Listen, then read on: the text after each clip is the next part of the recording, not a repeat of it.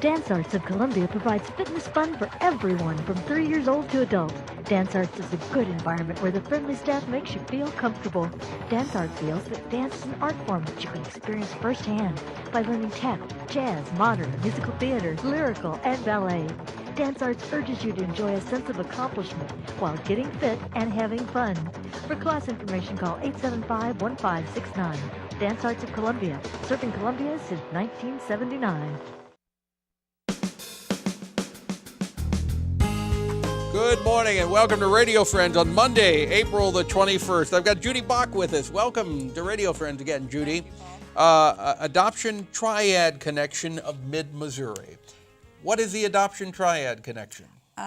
We are a support group for people who have been adopted, birth parents who have relinquished children to adoption, and adoptive parents, and adoption professionals, anyone who's interested in adoption.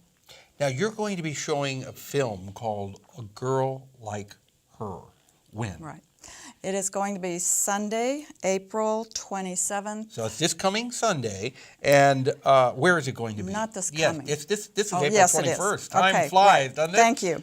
Yeah, it's 2 to 3:30 at the Columbia Public Library downtown in the Friends Room. And then after the film, you're going to have a discussion about it. Yes, there's going to be a panel discussion, and it's consisting of an adoptee, an adoptive parent, birth parents, both from an open and a closed adoption, and a social worker. A Girl Like Her is about what? Okay, it's a documentary. It's written and directed by Ann Fessler. She wrote The Girls Who Went Away, which is a book about birth mothers in the 60s, 50s, and 70s who were sent away to maternity homes, which was a common thing because of the stigma of adoption, or stigma of unwed pregnancy back then. And so the film kind of takes off on that. It uses educational films and newsreels that trace this. This program on Sunday, it's open to everybody. Yes, it's free and open to the public. But mainly you're trying to gear it towards people who have been adopted or who have adopted. Yes, well, anyone, especially I think to adoptees who may think their birth mother didn't care for them or that they were unwanted, which is really a myth. This film really debunks that. Okay. If you want to come and see it, it is this coming Sunday. What you said, 3 o'clock? 2 o'clock. 2 o'clock. Okay. To 3:30. It may go over with our discussion. All right. And that'll be at the library. It's free and open to the public. That's right. All right. Judy, thank you so much for coming by. I appreciate it. You're welcome. Judy Thank Bock. you. Now I turn to Liz Schmidt, and Liz is involved with everything with the League of Women Voters. Good to have you here, Liz. Thank you. You have a panel discussion. It's coming up a little bit more than a month, well, a little bit less than a month from now. Yes. May 20th. Yes, just about a month. Okay. 1 day less. Yeah, so what is this? Okay, it's May is Mental Health Month. And I'll get to another thing here in a minute, but we're going to have a forum, the League of Women Voters in the Columbia Library, on Tuesday, May 20th at 7 o'clock in the evening, refreshments at 6:30. Yeah, the League of Women Voters cookies. It's cookies. And we will have a panel which are going to discuss things like how youth services have improved, even as Judy said in her segment. The Thompson Center, which is the Center for Autism, NAMI, which is National Association for Mental Health, and Columbia Public Schools, and Boone County Children's Services Board, and the Children's Grove, all will be represented on this panel. And So they get a certain amount of time to talk about what they are doing. and how they can work together. The idea is that the more they talk to each other, the better the services become, rather than everybody in their own little cubicles. Right. And one of the things that one of the panel people is on this Children's Grove, which is even closer about 2 weeks from today, May 3rd, and it's from 1 to 3 p.m., and they're going to dedicate it, and it's just east of the Rickman Center off of East Walnut, So they're going to dedicate the Children's Children's Grove.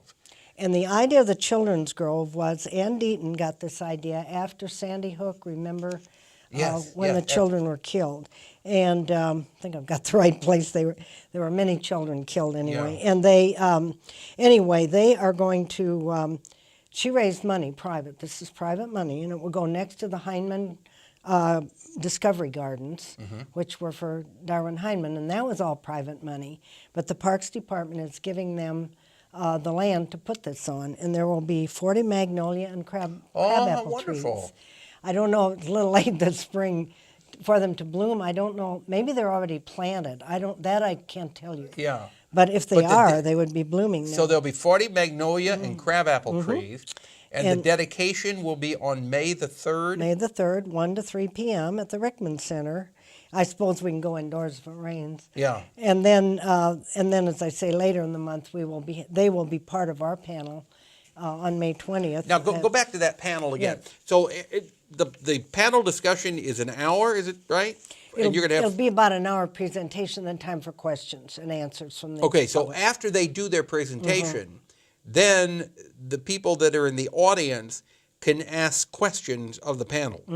Okay. And it'll be mainly focused on children's mental health, but as we all know, a child with mental health problems didn't spring full-blown as a baby. You know, there's a lot of family Right. things that can be done too. And autism, of course, is another big section that isn't exactly, well, it falls under the mental health guidelines. Right, but advancements are being made in autism. You know, Yes. I read many. more and more about Many. it each day. Some theory of what causes autism. Can it be diagnosed before the child is even born? I know. Isn't that amazing? Yeah. So this will be on May the 20th at 6:30. You go in for refreshments, and then the panel starts at 7 o'clock. That's right. Anything else you got coming up for this Nope, summer? these are the two big things today, May 3rd, 1 to 3 for the Children's Grove, and then May 20th for our Now, panel. if people want more information about the League of Yes. Women Voters, are you accepting new people? Oh, yes. Always accepting new people. And always, all our events are open to the public also, because it's amazing how busy people are and how they want information on certain subjects, but they don't have time to join organizations. Right, right. So our 150 members do well to get the word out. Okay. And you don't have to be a woman. No. You don't have to be a lady to join the League of Women Voters. You'll take in men, too. Yes, next And what's year- the phone number to call? 445-0655, and our website is lwvcbc.org. Liz Schmidt, thank you so much for coming by, and Judy Bock, appreciate it. Thank you. Tomorrow, Central Missouri Stop Human Trafficking Coalition, and we'll find out about the Missouri College Advising Corps. Our program directed by Travis McMillan of the Reynolds Journalism Institute, audio Pat Akers, KBIA. Our floor director is Rachel Gangware, and our assistant producer and guest coordinator, Uncle James Mauser. See you tomorrow. Bye-bye.